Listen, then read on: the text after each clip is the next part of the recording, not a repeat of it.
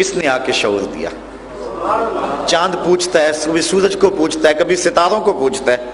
آپ نے علماء سے سنا، حضرت حلیمہ سعدیہ سلام اللہ علیہا فرماتی کہ میں نے حضور کے ہاتھ پہ ایک دھاگا باندھا اور وہ دھاگا تھوڑا سا سختی سے بندھ گیا، اور میں نے کیا دیکھا کہ حضور کی انگلی جنبش کر رہی ہے، اور جدھر انگلی جاتی ہے چاند ادھر ہی جا رہا ہے۔ یہ جو چاند پہلے دن حضور علیہ السلام کی انگلی پہ رقص کر رہا ہے، اور حضرت آمنہ فرماتی ہیں کہ ستارے اتنے قریب آ گئے کہ مجھے یہ لگا کہ میرے ویڑے میں گر نہ پڑے۔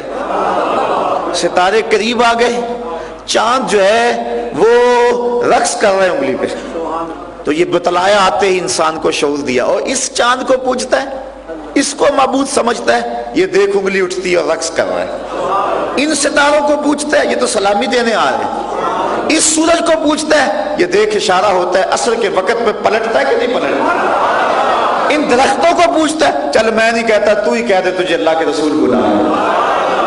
پھر درخت آیا کہ نہ آیا، قدموں میں سلامی دی کہ نہ دی۔ حضرت علی کی نماز عصر قضا ہوئی اور حضور گود میں، اللہ اکبر، لگتا ہے جس طرح رحل میں قرآن رکھا ہو۔ حضور کا سر ان کی گود میں ہے اور حضور سو رہے ہیں۔ حضرت علی المرتضیٰ جو ہیں ان کی نماز عصر قضا ہو رہی ہے۔ سخت پریشانی ہے کہ نماز بھی جاری ہے، لیکن ادھر یہ ہے کہ حضور کو بھی نہیں بیدار کریں گے۔ نماز عصر چھوڑوں گا، نماز عشق چھوڑوں تو کیوں چھوڑوں، نماز عصر چھوڑوں گا، نماز عشق چھوڑوں تو کیوں چھوڑوں، وفا کے سلسلے کی یہ رسم توڑوں تو کیوں توڑوں۔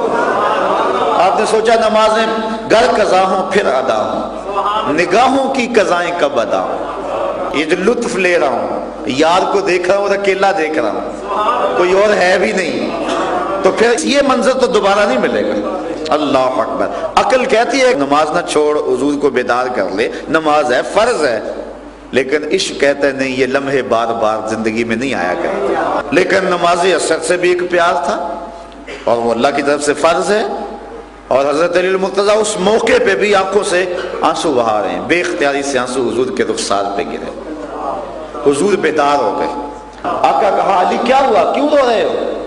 میرے پاس ہو کے بھی رو رہے ہو، کیوں رو رہے ہو؟ کہا آقا نماز عصر قضا ہو گئی، اب قضا پڑھنی ہے یا ادا پڑھنی ہے؟ حضور آپ کے ہوتے تو ادا پڑھوں گا۔ اب سنو حضور نے کیا کہا، ہاتھ اٹھے حضور کے، لفظوں پہ غور کرنا۔ اللہم انا عبدک علی کان فی طاعتک و طاعت نبیک فردد علیہ الشمس او کما قال۔ اے اللہ تیرا بندہ علی تیری فرما برداری میں لگا ہوا تھا، تیرے نبی کی فرما برداری میں لگا ہوا تھا، مالک سورج واپس کر دے۔ یہ لفظ ہیں۔ اب نماز عصر چھوڑنا فرما برداری ہے یا نافرمانی؟ نافرمانی ہے۔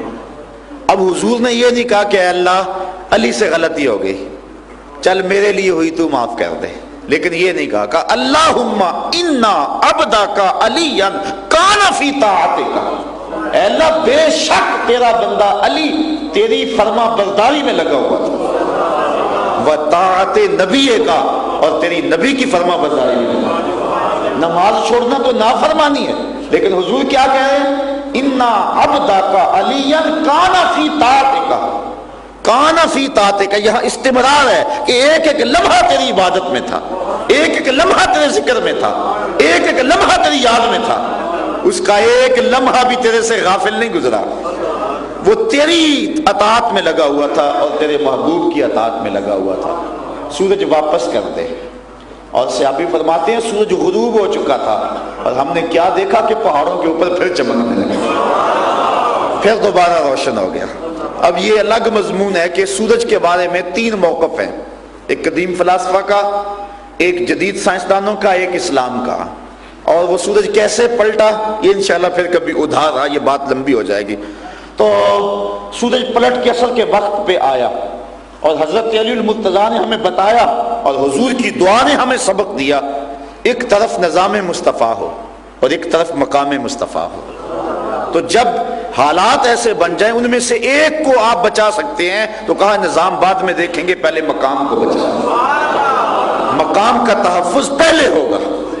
تو کہا بے شک یہ تیری فرما برداری میں لگا ہوا تھا۔